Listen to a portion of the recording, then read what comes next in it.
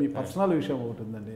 అంటే మిమ్మల్ని చూస్తేనే సత్యం నాదెల్లా సాఫ్ట్వేర్ స్ట్రైక్ ఉన్నాడు కదా, మైక్రో సాఫ్ట్వేర్ స్ట్రైక్, ఆయన గుర్తొస్తుంటారు మాకు. అంటే మీరు ఎప్పుడు కూడా గుండులోనే కనిపిస్తుంటారు ఎక్కువ. అంటే నిత్యం గుడికి వెళ్ళి గుండు కొట్టుకుంటారా ఎట్లా అర్థం కాదు మాకు. ఏంటి అది ఒకసారి చెప్తే మాకు. నిత్యం గుడికి వెళ్ళి గుండు కొట్టుకుంటాడు అన్న అభిప్రాయం ప్రజల్లో ఏర్పడతా ఉంటే నాకు మంచిదే కదా అనుకోనియండి, దాన్ని ఎందుకు క్లారిఫై చేయటం అంతేనంటారా? ఈ గుండు అనేది ఏది అసలు మీకు ఒక ఐకాన్ అయిపోయింది, అసలుకి ఈ గుండుకు పేటెంట్ హక్కు నాకు అన్నట్టుగా ఉంది. ఇదో బ్రాండ్. ఎందుకు అలా అలవాడిందండి గుండు అనేది మీకు? సరే, నేను మీకు తెలిసినట్టు నేను క్రికెటర్ని, ప్రొఫెషనల్ క్రికెటర్ని. నేను టీనేజ్లో నేను అండర్-19 హైదరాబాద్ స్టేట్కి మొదలుపెట్టి అండర్-21, అండర్-23, అండర్-25, రంజీ ట్రోఫీ, ఇవన్నీ ఈ లెవెల్స్ అన్నీ నేను ఆడాను. అయితే మాకు పొద్దున్న లేస్తే 6ంటికి ప్రాక్టీస్ మొదలయ్యేది.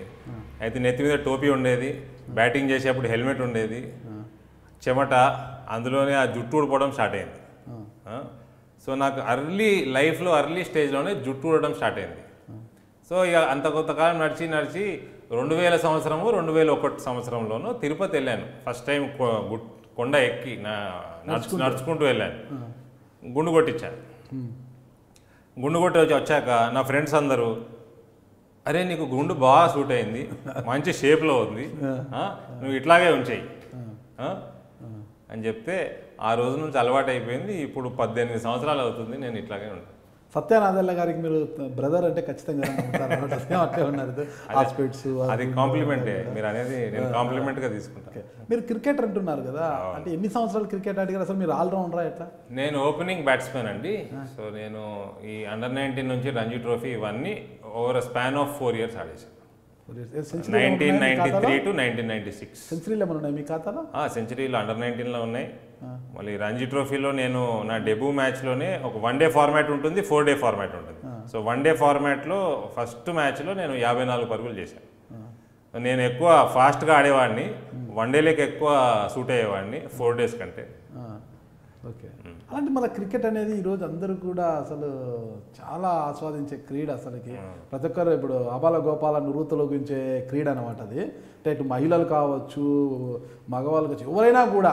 మహిళలు అయితే ఈ మధ్యన ఇంకా ఎక్కువ అయిపోయింది పిచ్చే. క్రికెట్ అంటే వంట పని కూడా తొందరగా ముగించుకొని క్రికెట్ మ్యాచ్ ముందర కూర్చుంటున్నారు అనమాట, టీవీలకు అతకపోతున్నారు. అలాంటి క్రీడని ఎందుకు వదులుకొని మళ్ళీ మీరు బయటకు పూర్తి చేయలేకపోయారు దాన్ని? ఇంకా అంటే ఇండియాకి ఆడడం కానీ ఇట్లా కౌంటీస్ ఆడడం కానీ ఎందుకు? సార్, అప్పట్లో ఇంత ఎక్స్పోజర్ లేకుండే, ఇప్పుడు ఉన్నంత డబ్బు కూడా లేకుండే. నేను రంజీ ట్రోఫీ ఆడితే నాకు గుర్తుంది 4000 రూపాయలు వచ్చాయి, 4000 రూపీస్ వచ్చాయి. ఒక కెరియర్గా నేను ఎప్పుడూ చూడలేదు, ఒక ప్రొఫెషన్గా. అందులో మనం డబ్బులు సంపాదించుకోగలుగుతాము. ఆ డబ్బులు కూడా అన్నీ లేకుండే అప్పుడు. ఇన్ని ఛానళ్ళు, టీవీ ఛానళ్ళు కూడా లేవు అప్పుడు. ఇంత పబ్లిసిటీ లేదు, ఇంత స్పాన్సర్స్ లేరు. So it was totally different game ఆ రోజుల్లో. ఇవాళ ఉన్న క్రికెట్కి ఆ రోజు ఉన్న క్రికెట్కి చాలా వ్యత్యాసం ఉంది. స్పాన్సర్స్ ఉన్నా లేకపోయినా నాన్నగారికి అంటూ కాంగ్రెస్ పార్టీలో ఒక సముచిత స్థానం ఉండేది కదా. అంటే నాన్నగారి యొక్క సపోర్ట్తో మీరు ఎందుకు బీసీసీతో మాట్లాడి కానీ ఇంకో మాట్లాడి ఇంకా క్రికెట్లో ఎందుకు ముందుకు వెళ్ళలేకపోయారు అసలు? మా నాన్నగారి సపోర్టు నేను ఎల్కేజీలో స్కూల్కి వెళ్ళడానికి తీసుకున్నా తప్ప, దాని తర్వాత నేను ఎప్పుడు మా నాన్నగారి సపోర్ట్ తీసుకోలేదు. ఎందుకు? కారణం ఏంటి? ఏమో అది అట్లా ఇండివిజువాలిటీ ఫస్ట్ నుంచి ఉండిందో ఏమో. మా నాన్నగారు క్రికెట్ ఆడాలంటే ఆయన కొంచెం వ్యతిరేకంగా ఉండే. నేను మంచి స్టూడెంట్ కూడా ఉండి, క్రికెట్ ఆడాలంటే వద్దు, ఎందుకు చదువుకో అనేవాళ్ళు.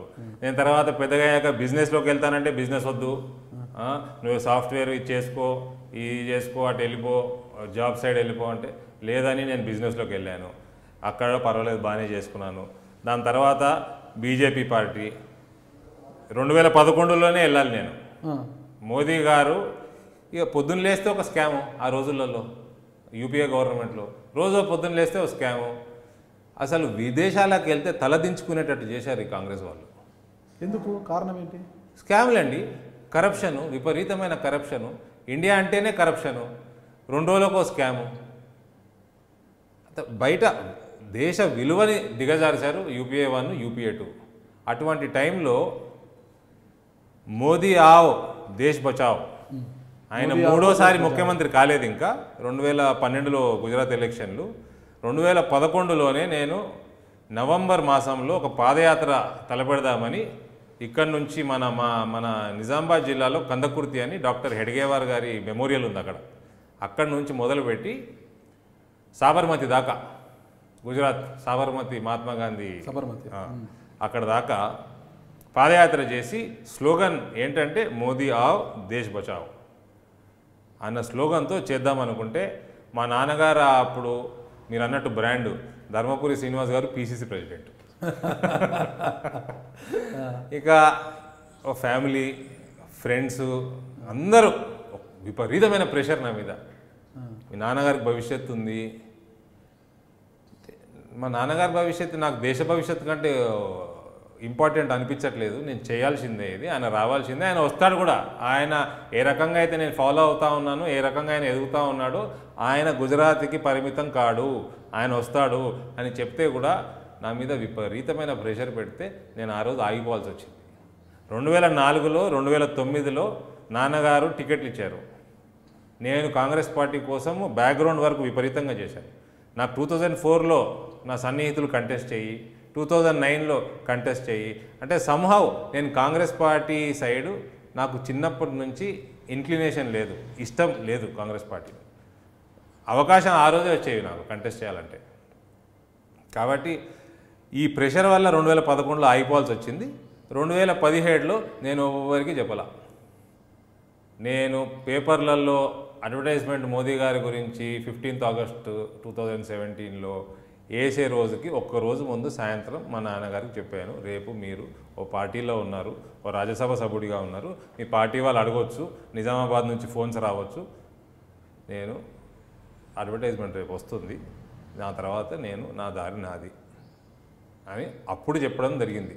తెల్లారితే అడ్వర్టైజ్మెంట్ వస్తుందని. ఇక ఆయన అప్పుడు కూడా షాప్లోకి వెళ్ళి ఏదో చేసి ఎమోషనల్ బ్లాక్మెయిల్ చేయడం అన్నీ ప్రయత్నం చేశాడు ఆయన, కానీ నేను వినిపించుకోవాలి.